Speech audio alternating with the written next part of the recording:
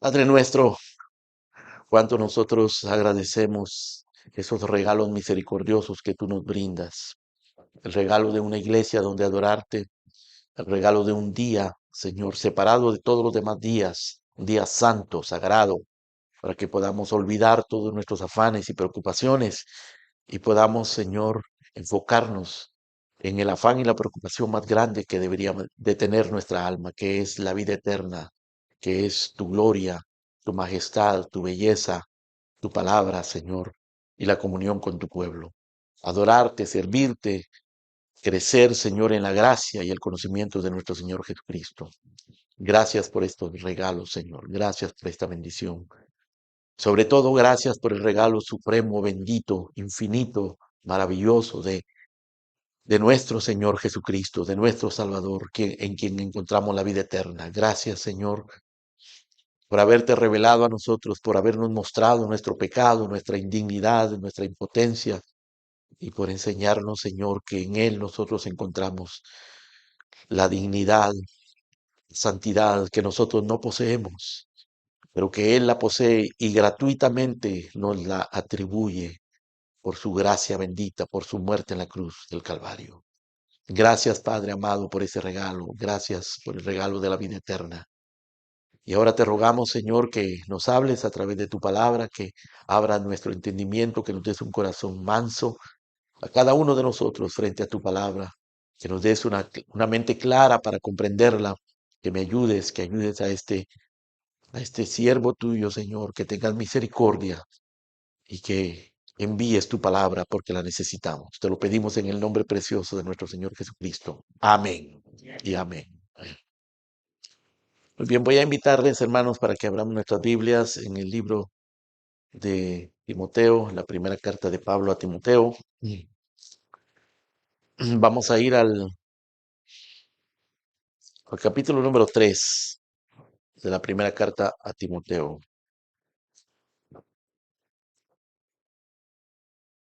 Y vamos a meditar esta mañana sobre la identidad de la iglesia, la agenda de la iglesia y el mensaje de la iglesia. La identidad, la agenda y el mensaje de la iglesia.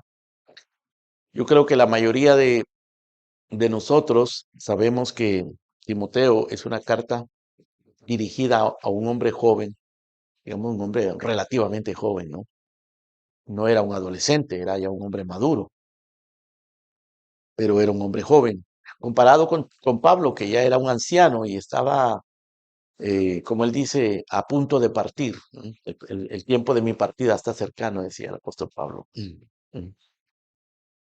Eh, y Pablo, sabiendo que ya pronto se acercaba el tiempo de su muerte, pues le escribe a este hombre joven que, que va a continuar la tarea que había comenzado, Timoteo.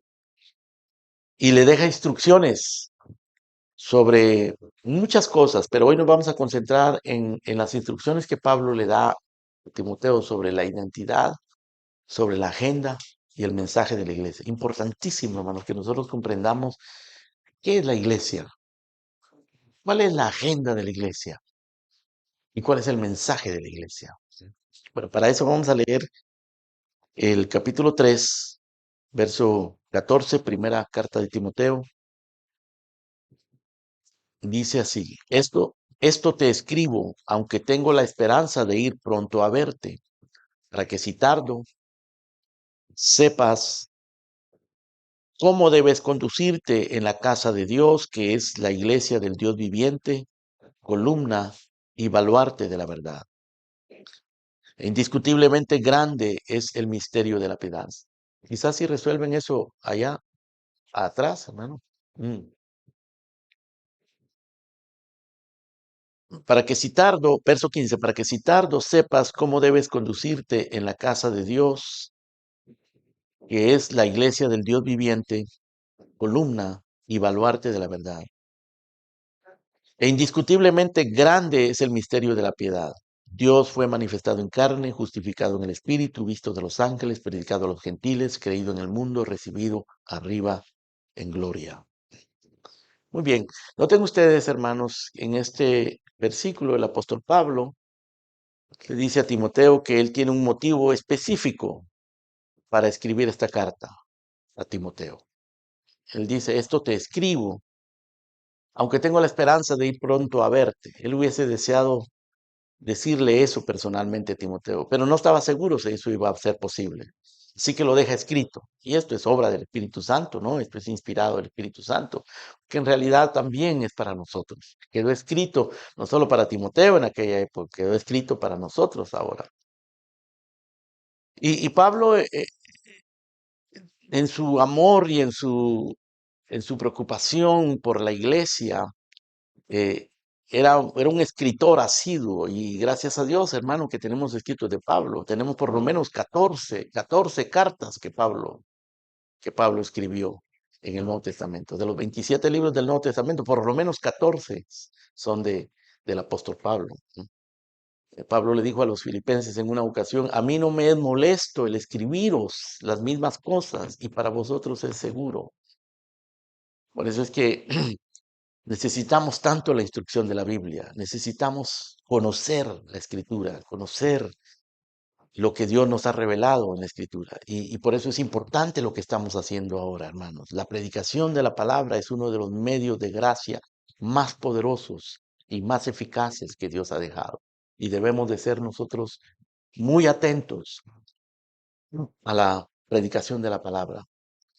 Cuando un predicador prepara un sermón, se, se involucra en una batalla espiritual. Preparar un sermón es una batalla espiritual si uno lo hace para la gloria de Dios y si uno lo hace pensando en el alma de sus oyentes.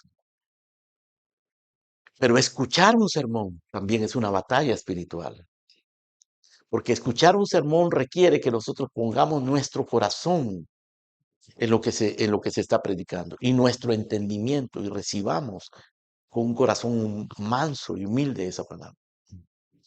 Así que Pablo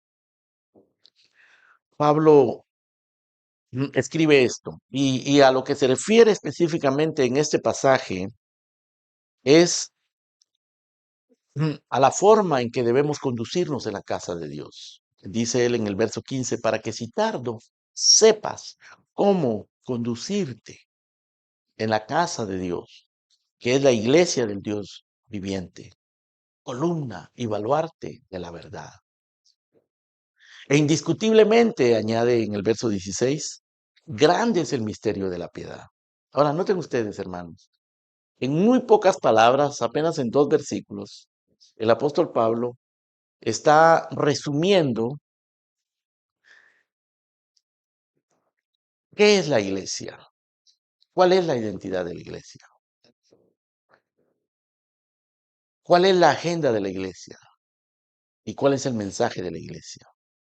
Noten ustedes, en primer lugar, con respecto a la identidad de la iglesia, Pablo se refiere a la iglesia acá en el verso 15 como la casa de Dios y la iglesia del Dios viviente.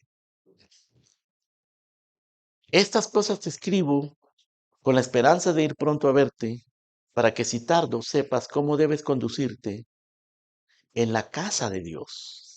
La casa de Dios. Ese es el término, esa es la expresión que usa Pablo, la casa de Dios. Y luego agrega que es la iglesia del Dios viviente.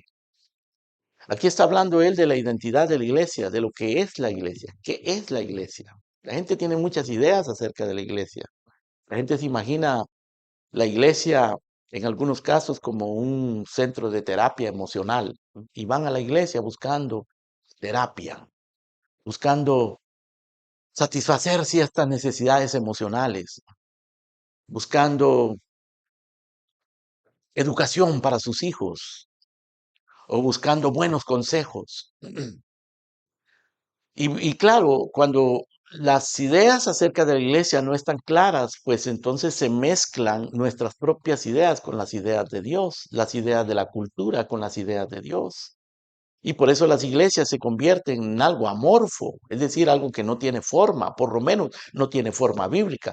Quizás las iglesias pueden estar muy bien organizadas, pueden ser muy atractivas para los visitantes, pero Lo importante no es que sean atractivas para los visitantes o que estén muy bien organizadas. Lo importante es que reflejen realmente lo que Dios quiere que reflejen. Porque el Señor Jesucristo amó a la iglesia y se entregó por ella, entregó su vida por la iglesia. Pero Él está vistiendo a la iglesia y quiere que la iglesia sea lo que Él quiere que ella sea. Entonces Pablo aquí, hermano, en dos frases nos dice mucho acerca de la identidad de la iglesia. La casa de Dios. Esa es la primera expresión que Pablo usa acá. La casa de Dios. Cuando se habla de una casa en la Biblia, se usa para hablar no solamente de una habitación, de un lugar físico donde hay paredes y hay un techo, sino para hablar se usa para hablar de una familia.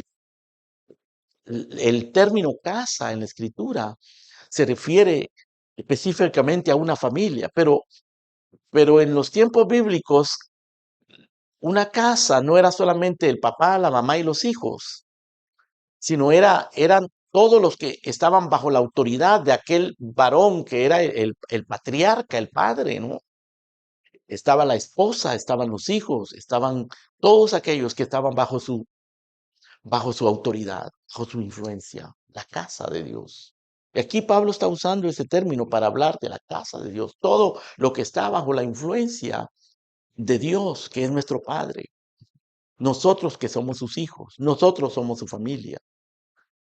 Ahora, la Biblia también habla de casa para referirse de una manera mucho más amplia, no solamente a una familia y a todos los derivados de esa familia, sino también habla de una casa para hablar de un reino, de una dinastía.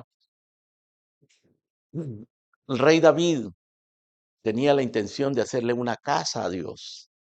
Y él habló con el profeta y le dijo que quería hacer una casa para Dios. Y Dios le dijo, no, tú no me vas a hacer casa a mí, yo te voy a hacer casa a ti.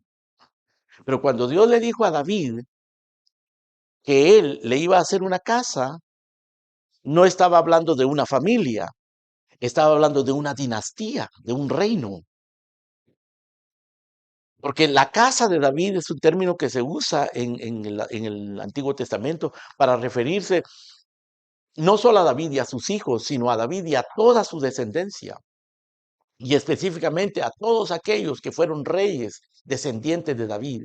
En Jerusalén, por 400 años, todos los reyes que reinaron en Jerusalén eran descendientes de David.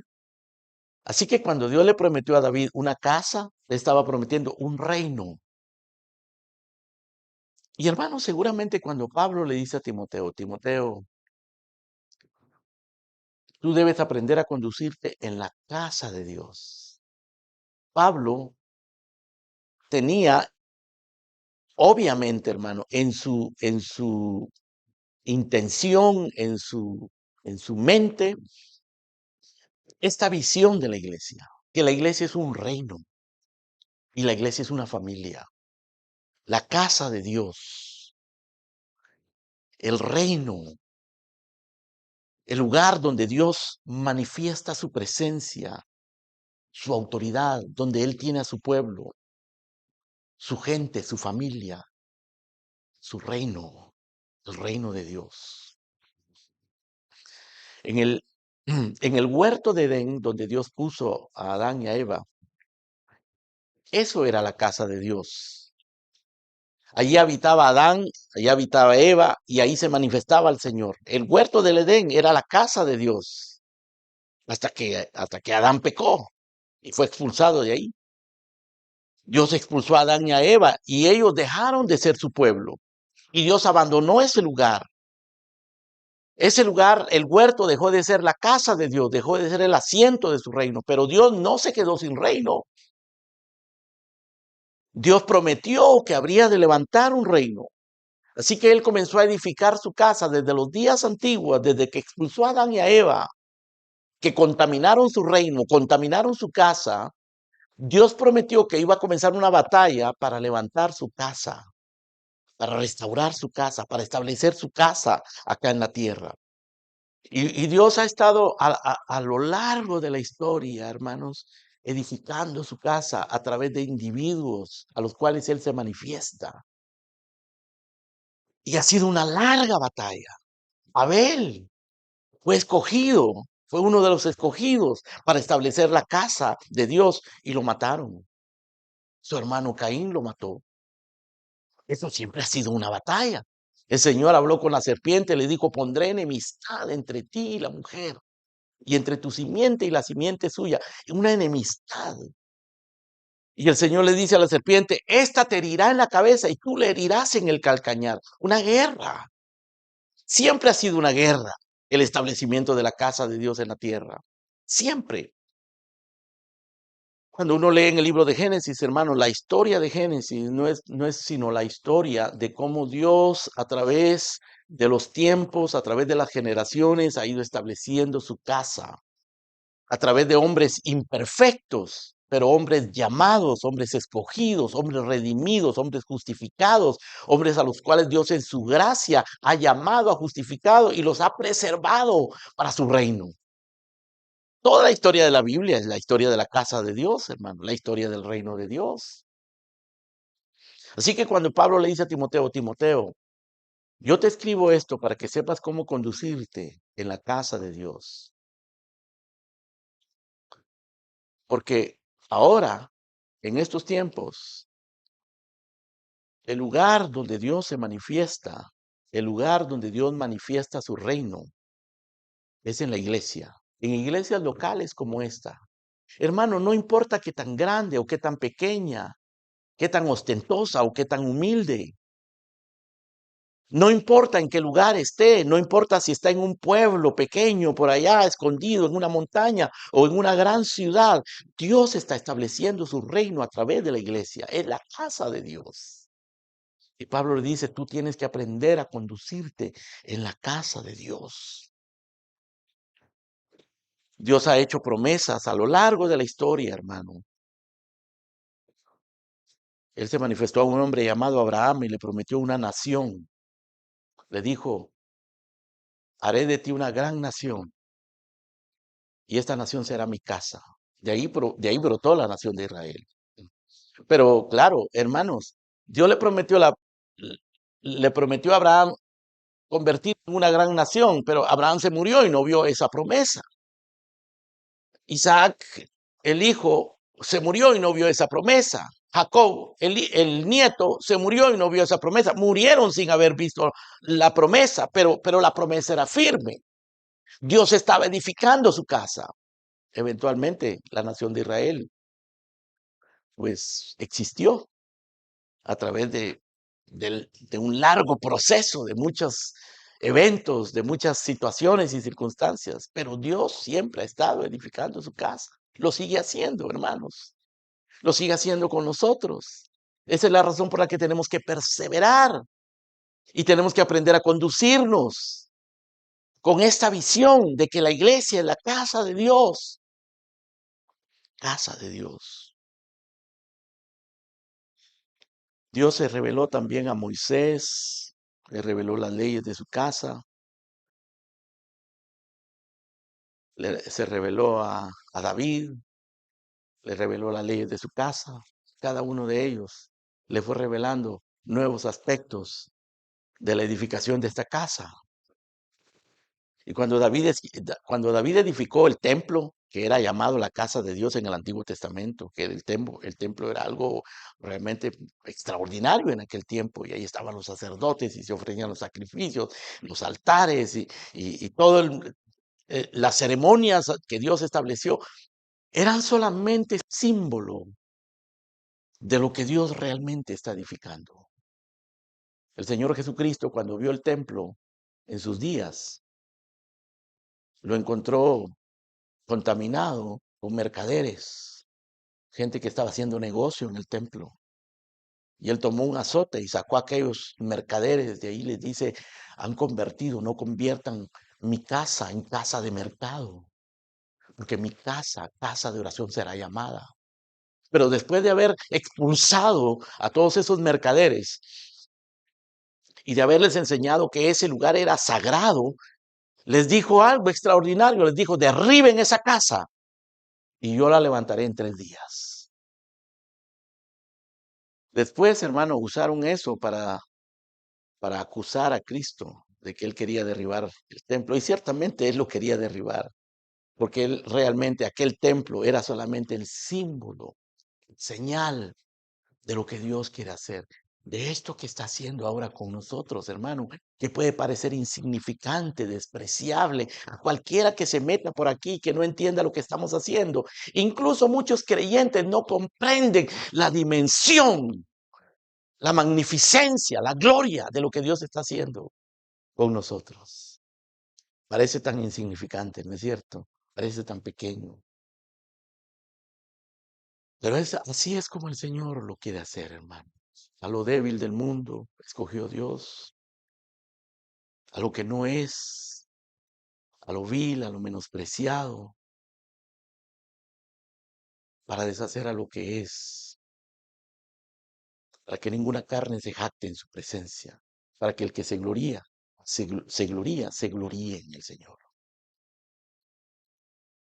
Así que Pablo le dice a Timoteo, Timoteo, mira, esto te va a enseñar cómo conducirte en la casa de Dios. Pero tenemos que entender, hermano, las implicaciones de esa pequeña frase, casa de Dios, casa de Dios. Dice el libro de Hebreos lo siguiente, hermanos, comparando lo que hizo Moisés con lo que hace Cristo con respecto a la casa de Dios. Dice, Por tanto, hermanos santos, participantes del llamamiento celestial, considerad al apóstol y sumo sacerdote de nuestra profesión, Cristo Jesús, el cual es fiel al que le constituyó, como también lo fue Moisés en toda la casa de Dios. O sea, Moisés fue fiel en la casa de Dios.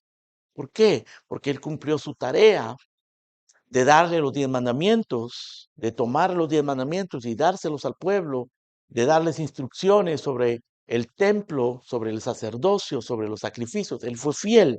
Bueno, dice acá que Abraham fue fiel al que lo constituyó sobre la casa de Dios. Pero de tanto mayor gloria que Moisés es estimado Cristo, porque tiene mayor honra que la casa, el que la hizo, porque toda casa es hecha por alguno, pero el que hizo todas las cosas es Dios. Y Moisés, dice Hebreos, Moisés a la verdad fue fiel en toda la casa de Dios como siervo para testimonio de lo que se iba a decir, pero Cristo como hijo sobre su casa, la cual casa somos nosotros. Y Pablo le dice a Timoteo, Timoteo, esta es la casa de Dios y tienes que aprender a conducirte en la casa de Dios. Tenemos que aprender a conducirnos en la casa de Dios, hermanos. Tenemos que tener la actitud correcta al venir a la casa de Dios, el entendimiento correcto, la conducta correcta, la visión correcta. Así que esto habla de la identidad. Pero luego Pablo agrega, vuelvo al verso 15 de la primera carta de Timoteo, capítulo 3, que esta es la casa de Dios y luego usa esta otra frase, que es la iglesia del Dios viviente.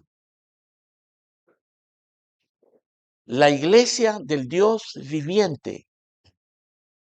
Iglesia es un término que traducido al español, que es un término griego originalmente, eclesia, y quiere decir congregación. Iglesia es congregación. Son los llamados a formar parte de un grupo, la iglesia.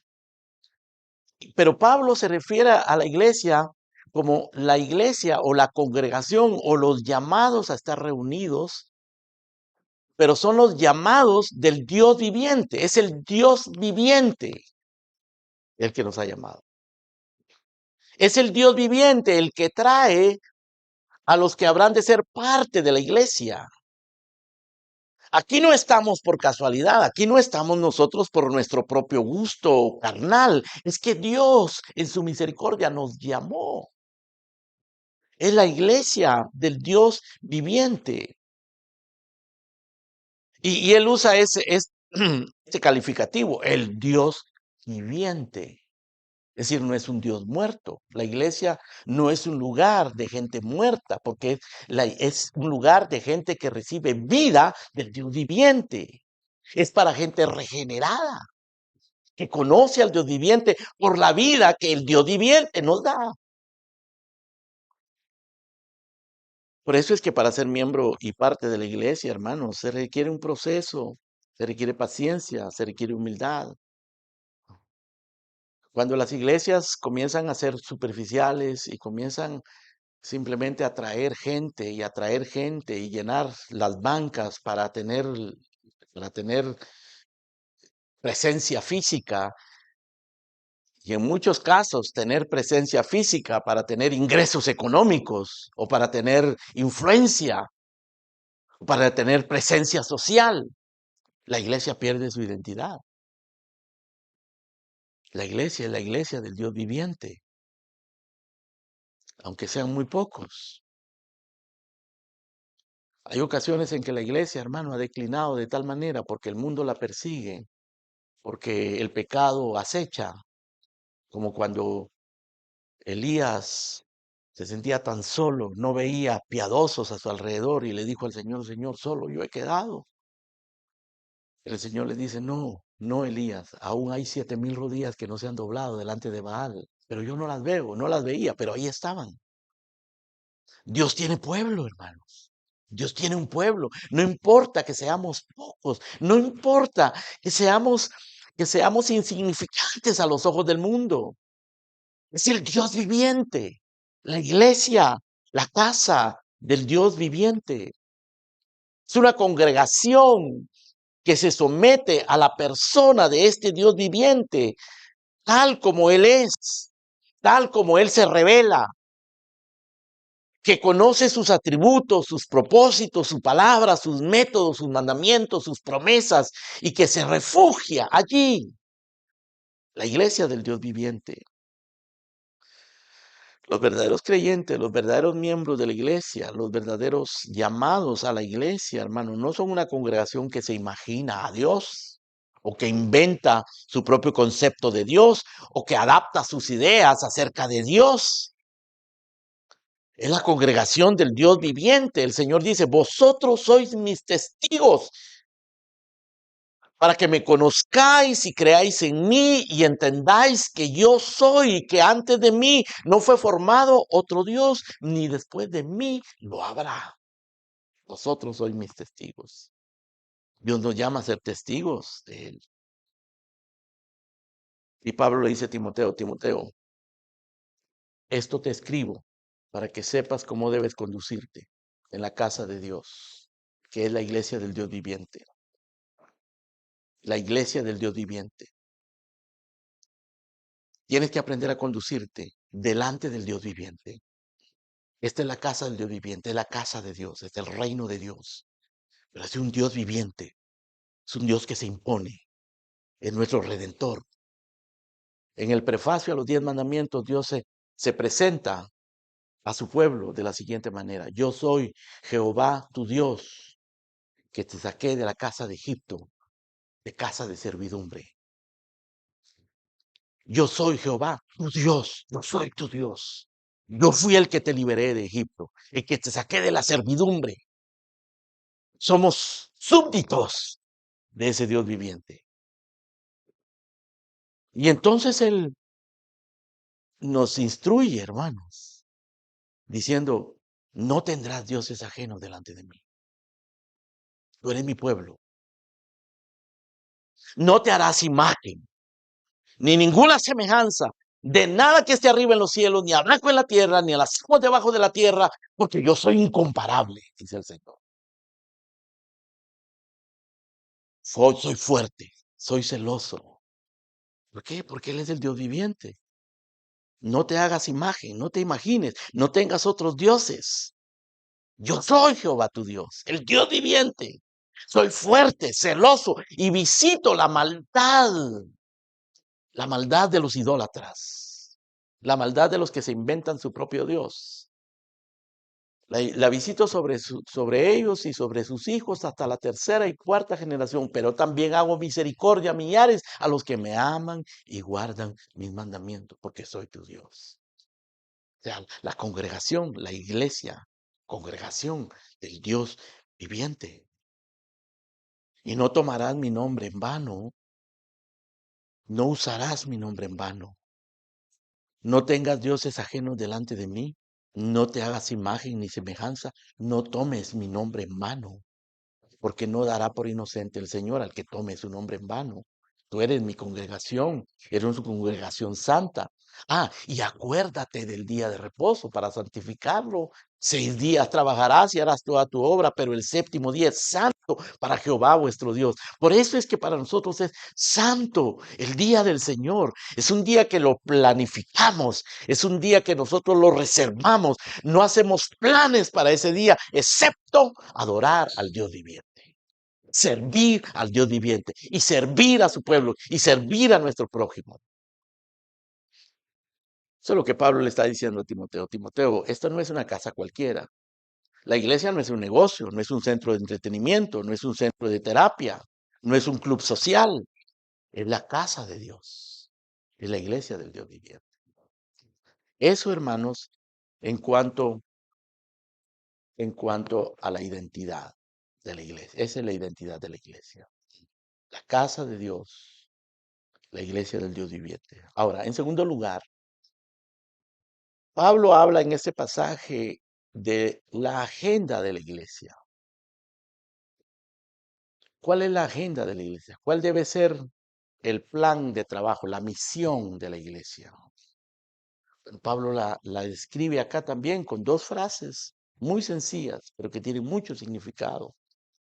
Él dice, vuelvo a leer el pasaje completo, del verso 14, 1 Timoteo 3, 14 y 15. Dice, esto te escribo aunque tengo la esperanza de ir pronto a verte, para que si tardo sepas cómo debes conducirte en la casa de Dios, que es la iglesia del Dios viviente.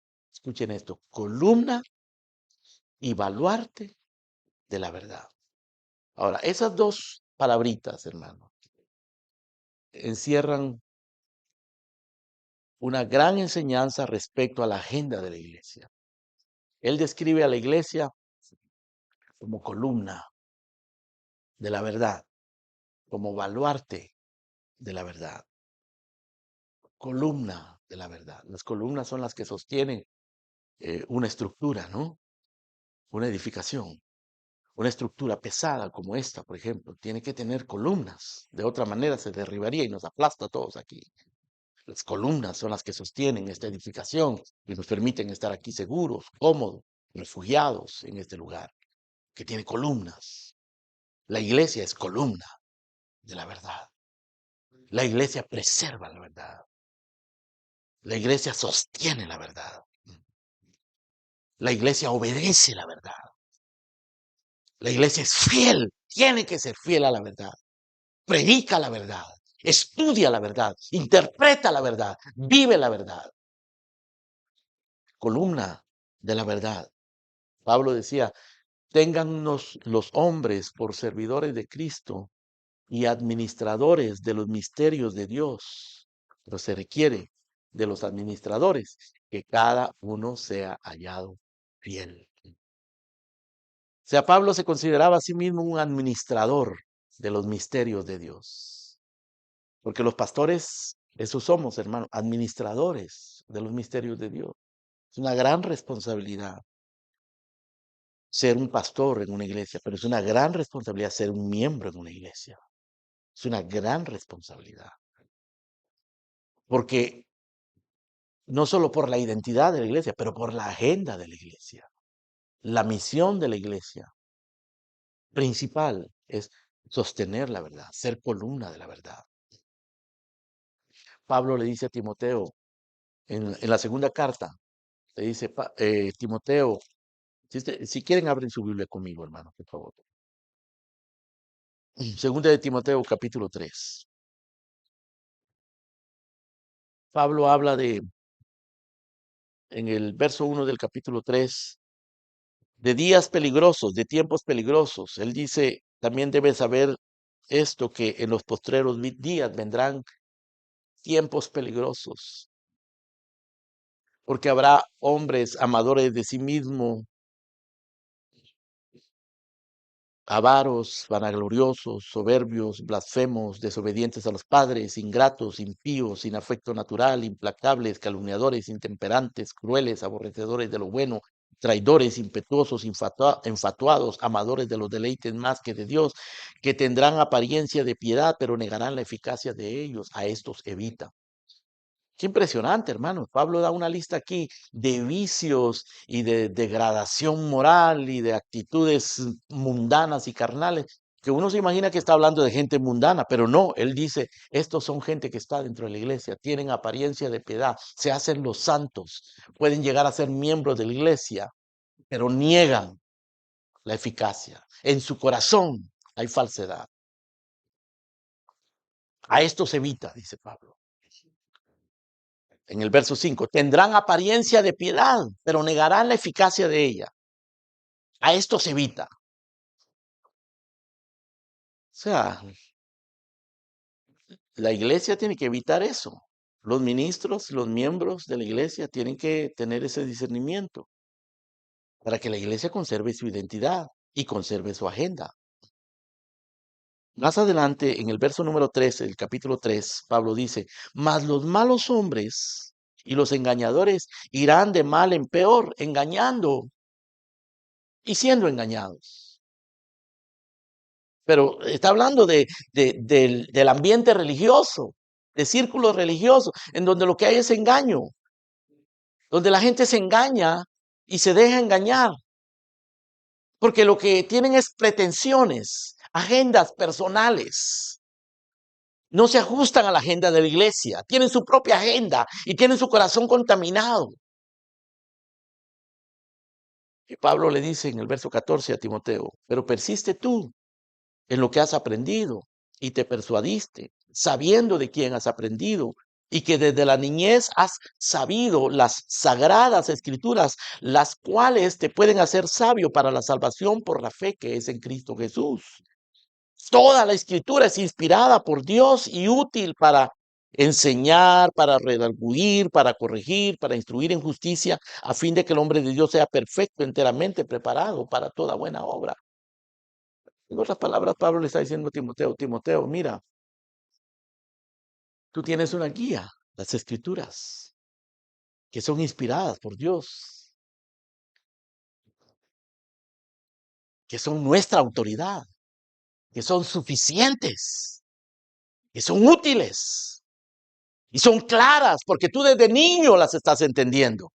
Tu abuela te la enseñaba, la viejecita entendía, el niño entendía. La Biblia se puede entender si nosotros diligentemente le ponemos atención y la leemos. ¿Por qué, hermanos? Porque se necesita para que la iglesia sea columna de la verdad, gente que conozca su Biblia,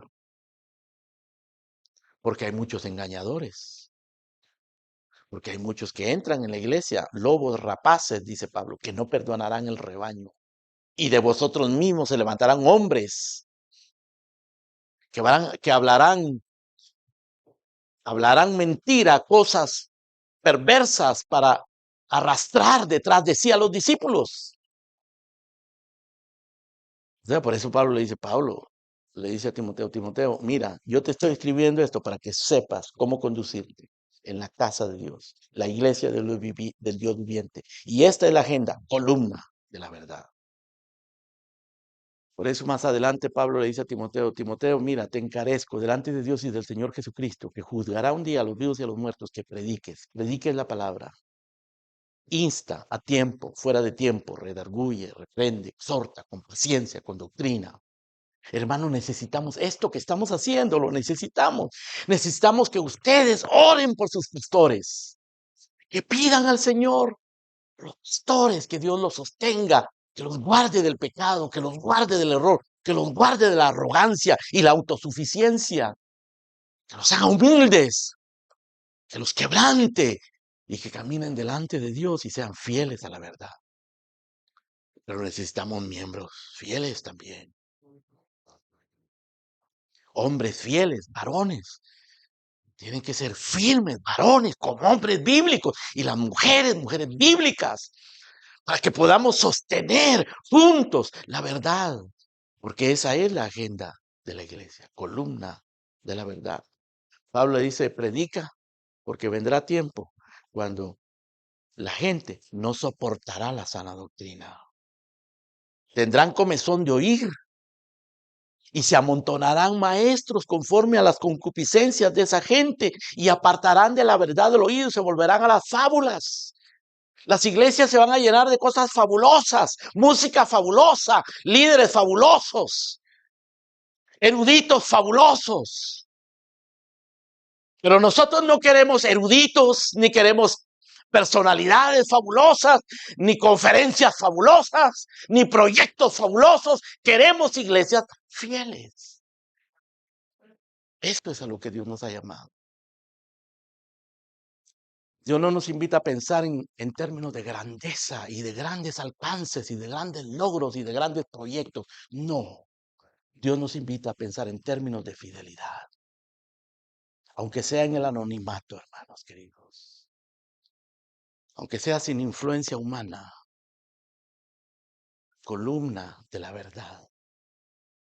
Eso es lo que vivían los profetas, los apóstoles.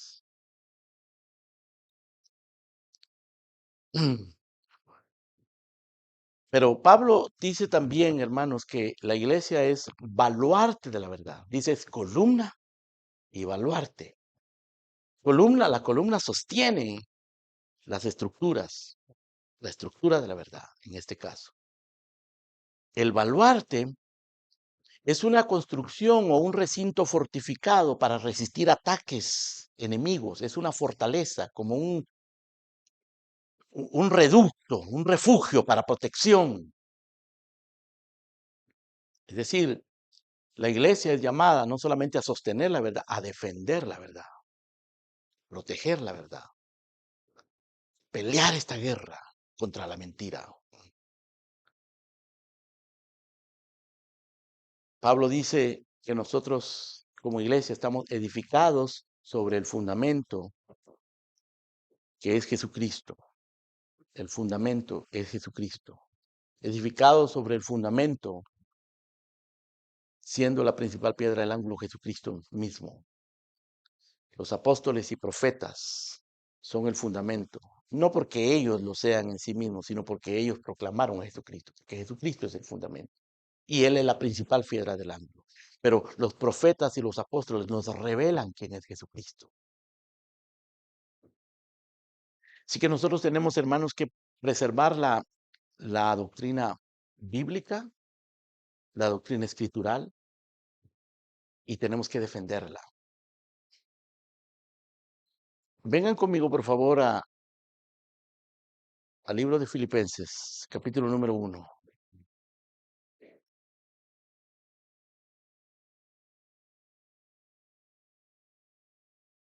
Cuando Pablo escribió Filipenses, se encontraba preso. Él estaba preso. Y él escribe a la iglesia de los filipenses porque la iglesia de Filipenses lo había ayudado por largos años en sus tareas misioneras. En muchas ocasiones, cuando Pablo se encontraba lejos, sin recursos, sin ayuda, sin apoyo, los filipenses siempre encontraban la manera de enviarle ayuda a a Pablo, de ofrecerle su apoyo. Era una iglesia misionera. En esta ocasión, cuando Pablo escribe a los filipenses, les escribe desde la cárcel. Los filipenses habían enviado a un hombre llamado Epafrodito, que era probablemente uno de los pastores o un líder importante dentro de la iglesia. Lo mandaron con la misión de llevarle a Pablo provisión en la prisión para acompañarlo y llevarle quizás alimentos y abrigo y cosas necesarias que él estaba necesitando.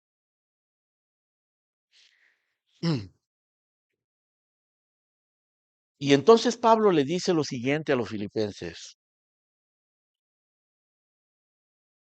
Verso número 3, capítulo 1, verso 3. Escuchen, dice, doy gracias a mi Dios siempre que me acuerdo de vosotros, siempre en todas mis oraciones rogando con gozo por todos vosotros, por vuestra comunión en el Evangelio desde el primer día hasta ahora. Estando persuadido de esto, que el que comenzó en vosotros la buena obra la perfeccionará hasta el día de Jesucristo. Verso 7. Como me es justo sentir esto de todos vosotros, por cuanto os tengo en el corazón y en mis prisiones y en la defensa y confirmación del Evangelio, todos vosotros sois participantes conmigo de la gracia. Noten lo que Pablo está diciendo acá. Pablo le dice a estos hermanos de esta iglesia, yo os tengo en el corazón. Ustedes están en mi corazón, dice Pablo. Y en mis prisiones y en la defensa y confirmación del Evangelio, vosotros sois conmigo participantes de la gracia. ¿De qué gracia está hablando? Está hablando de la gracia del Evangelio.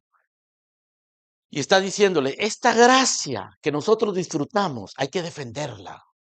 Esa es la razón por la que yo estoy en la cárcel y en mis prisiones y en la defensa y confirmación del Evangelio. Ustedes son compañeros conmigo de esta gracia. Estamos juntos en esta batalla. El hombre estaba en la cárcel, hermano, y estaba en peligro de que lo ejecutaran. Lo iban a juzgar y corría el peligro de que lo sentenciaran a muerte. Él sabía eso. Pero él les dice, en mis prisiones ustedes son conmigo participantes. Ustedes no están en la cárcel, yo estoy metido en la cárcel, pero ustedes están conmigo aquí, en oración y en el corazón. En el verso número 12, lean conmigo el verso 12. Pablo dice, quiero que sepáis, hermanos, que las cosas que me han sucedido han redundado más bien para el progreso del Evangelio. ¿Qué era lo que le había sucedido a Pablo? Bueno, que lo habían perseguido, lo estaban persiguiendo, lo estaban amenazando de muerte, lo tenían preso. Y él dice, yo quiero que ustedes sepan que todo esto que me está sucediendo ha redundado en el progreso del Evangelio. Interesante, hermanos. Este hombre no está diciendo, me siento solo, me siento triste, me siento deprimido. No. Él dice, esto que está sucediendo está redundando para el progreso del Evangelio, porque estamos juntos en esto. Y continúa diciendo en el verso 13, de tal manera que mis prisiones se han hecho patentes en Cristo, en todo el pretorio y a todos los demás. Con esto él quiere decir que él era un preso diferente. La gente lo veía preso, pero veían que no era como los demás presos. Y lo escuchaban hablar y lo escuchaban predicar el evangelio en Éfeso, lo escucharon cantar con Silas. Pablo y Silas cantaban, dice, y los presos escuchaban y el carcelero terminó convirtiéndose. Esta es otra cárcel probablemente, o quizás sea la misma, estoy seguro, pero el caso, hermanos, es que este hombre hacía notorio aún en la cárcel que estaba defendiendo el evangelio, pero él contaba con la ayuda de la iglesia de los filipenses. Por eso nosotros como iglesia, hermanos, debemos de apoyar a nuestros pastores, a los misioneros, a las otras iglesias hermanas, que tenemos la misma visión. Debemos de apoyarnos los unos a los otros, porque somos columna de la verdad, baluarte de la verdad. Interesantemente, Pablo después, hermano, en este mismo pasaje, habla de, si ven conmigo el verso 14, dice, la mayoría de los hermanos cobrando ánimo en el Señor con mis prisiones se atreven mucho más a hablar la palabra sin temor. Algunos a la verdad predican a Cristo por envidia y contienda, pero otros de buena voluntad. Unos anuncian a Cristo por contención, no sinceramente, pensando añadir aflicción a mis prisiones, pero los otros por amor, sabiendo que estoy puesto para la defensa del Evangelio. ¿Qué pues? Que no obstante, de todas maneras, o por pretexto o por verdad, Cristo es anunciado. Y en esto me gozo y me gozaré aún. ¿Qué es lo que Pablo está diciendo acá? Bueno, está diciendo, aparte de que estoy en la cárcel y de que quizá me maten, también hay algunos hermanos ahí que no son sinceros y son predicadores. Y predican por envidia y predican por contienda, pensando añadir aflicción a mis prisiones. Ellos están compitiendo, están tratando de demostrar que son mejores que Pablo. Pero no importa. están predicando a Cristo. El evangelio está progresando. Estamos defendiendo el evangelio. Hermanos, Pablo tuvo el privilegio de que le costó la vida defender el evangelio. A nosotros no nos da ese privilegio. Estamos muy cómodos, estamos bien. Vivimos pues relativamente seguros, tranquilos, ¿no? Con todas nuestras luchas y batallas. Yo sé que no es fácil la vida, pero no estamos en la cárcel, ni nos están amenazando de muerte, ni estamos pasando hambre. Pero si ese fuera el caso, ¿estaremos preparados para ello, hermano? ¿Estaremos preparados para enfrentar lo que sea necesario para defender el evangelio? Que esa es la misión del evangelio, de la iglesia, columna y baluarte de la verdad. Esa es la meta. Por esa razón es que la iglesia, hermanos, se debe conservar simple, sencilla, centrada en lo que es central, en Dios. Es la casa de Dios. Es la iglesia del Dios viviente. Es columna de la verdad. Es baluarte de la verdad. Esa es nuestra agenda, nuestra identidad, nuestra agenda. Debemos enfocarnos ahí. No estemos inventando. Las iglesias se ponen a inventar para hacerse más atractivas, más grandes, más exitosas, más influyentes. Pero esa no es la agenda de la iglesia. Es ser casa de Dios, casa del Dios viviente, columna de la verdad, baluarte de la verdad. Pero terminemos, hermanos, hablando en tercer lugar del mensaje, el mensaje de la iglesia. Regresemos otra vez a nuestro pasaje en Timoteo. En el verso número 16, Pablo dice, e indiscutiblemente, grande es el misterio de la piedad. Pablo aquí habla del misterio de la piedad. Y esto, hermanos, es otra manera de referirse al Evangelio. El misterio de la piedad es el Evangelio. Porque la piedad se encuentra en la persona de nuestro Señor Jesucristo, no en nosotros. En nosotros lo que hay es pecado. La piedad está en Cristo Jesús. El único piadoso, el único santo, el único digno, el único perfectamente obediente, el único justo es Cristo Jesús. No hay nadie más. Y nosotros, hermano, en Él nos refugiamos para encontrar justicia. En Él nos refugiamos para encontrar la santidad que nosotros no tenemos. Él nos la atribuye a nosotros. Y es grande ese misterio. Es maravilloso. Pablo le llamó las inescrutables riquezas de Cristo. El misterio escondido desde los siglos en Dios. El Evangelio. El misterio de Cristo. El misterio del Padre y de Cristo. En donde están escondidos todos los tesoros de la sabiduría, porque en Él habita corporalmente toda la plenitud de la deidad, dijo el apóstol Pablo, en Cristo. En Él estaba la vida y la vida era la luz de los hombres. La luz en las tinieblas prevalece y las tinieblas no prevalecieron sobre Él. Él es el misterio de la piedad y es grande este misterio, maravilloso el misterio. Oh, profundidad de las riquezas y de la sabiduría de Dios. Cuán incomprensibles son sus juicios e inescrutables sus caminos. Porque ¿quién entendió la mente del Señor? Porque ¿quién fue su consejero? ¿Quién le dio para que el que tenga que devolverles? Porque de Él, por Él y para Él son todas las cosas. Es algo grande, grande. Este misterio que nosotros tenemos, hermano, en nuestras manos es grande. Y Pablo lo describe de la siguiente manera. Esto es como un poema, una especie de poema, un canto, ¿no? En el verso 16. Ese es un canto cristiano. Dice, e indiscutiblemente grande es el misterio de la piedad. Dios fue manifestado en carne, la encarnación, la vida de Cristo, su muerte. Dios fue manifestado en carne, ese es nuestro mensaje. Justificado en el Espíritu. Fue justificado en el Espíritu por su vida santa y por su resurrección. Visto de los ángeles. Cuando Él nació, los ángeles vinieron a dar testimonio, vinieron a cantar el evento magnificente y eterno y supremo de la encarnación del Hijo de Dios. Los ángeles vinieron a cantar, aquí os traemos nuevas de gran gozo, que ha nacido en la ciudad de David, Cristo, el Rey, el Señor, visto de los ángeles. Cuando él estaba agonizando, hermano, los ángeles lo consolaban. Cuando él estaba siendo tentado por Satanás, los ángeles lo asistieron. Dios fue manifestado en carne, justificado en el Espíritu, visto de los ángeles, predicado a los gentiles. Ir y hacer discípulos en todas las naciones. Esa era la antigua promesa que Dios le hizo a Abraham cuando le dijo, serás padre de todas las naciones.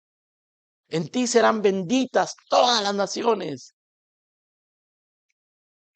El misterio de la piedad, predicado a los gentiles, creído en el mundo.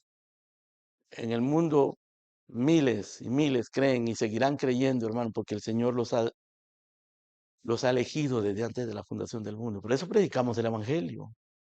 El misterio de la piedad es un misterio maravilloso y asombroso ver gente convertida, ¿no es cierto? Cuando alguien se convierte y comienza a ver la luz y su vida es transformada y su perspectiva cambia y reconoce sus pecados y se arrepiente.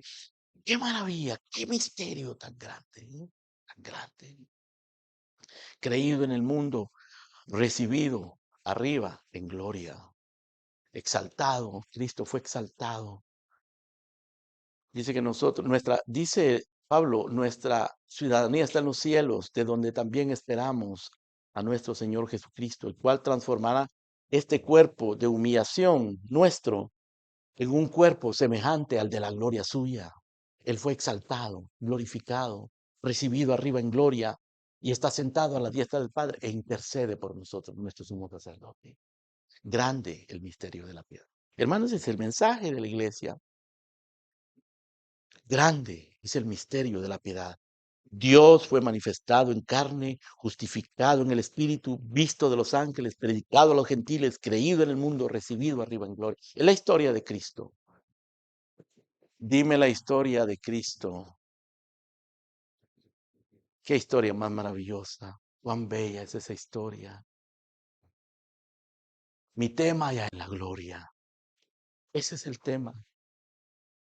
Habladme de Cristo. Es lo que le hace bien a mi alma. No me digáis que soy bueno, pues la amargura del mal me hiere. Dadme mejor el remedio pleno. Dadme al Cordero que por mí muere. Hablad de aquella sublime gracia que en el madero compró el Señor. Pues nada mi alma sedienta sacia, sino la fe en mi Salvador. Grande el misterio de la piedad. Pablo le dice a Timoteo, Timoteo, mira, esto te escribo para que sepas cómo debes conducirte. Sepas qué es la iglesia, es la casa de Dios, es la iglesia del Dios viviente. ¿Cuál es la agenda de la iglesia? Es columna de la verdad, baluarte de la verdad. ¿Y cuál es el mensaje de la iglesia? El misterio de la piedad, su encarnación, su santidad, su exaltación, la predicación del evangelio, la eficacia de su sacrificio y su intercesión por nosotros. Grande es el misterio de la piedad. La identidad, la agenda y el mensaje de la iglesia. No lo olvidemos, hermanos. Mantengamos nuestra mirada puesta ahí y no nos vamos a desviar. Y estaremos seguros y tendremos armonía. Claro, tendremos muchas batallas, tendremos muchos enemigos.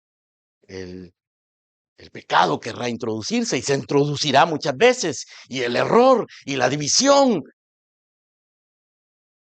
Y los que no son sinceros, Pablo dice que habían predicadores no sinceros. Pero el Señor Jesucristo dice, os encomiendo a Dios y a la palabra de su gracia, la cual es poderosa para sobreedificaros y daros herencia con los santos. Amén. Oremos, hermano. Padre nuestro, gracias te damos, Señor, por tu iglesia. Gracias por dejarnos escrito, Señor, cómo debemos conducirnos en tu casa santa, la casa, la iglesia del Dios viviente, y por dejarnos escrito, Señor, cuál es la agenda, la misión, la visión de la iglesia y el mensaje glorioso, misterioso, sublime, eterno del Evangelio. Gracias por todo ello, Señor. Te bendecimos en el nombre de Cristo Jesús. Amén. Amén.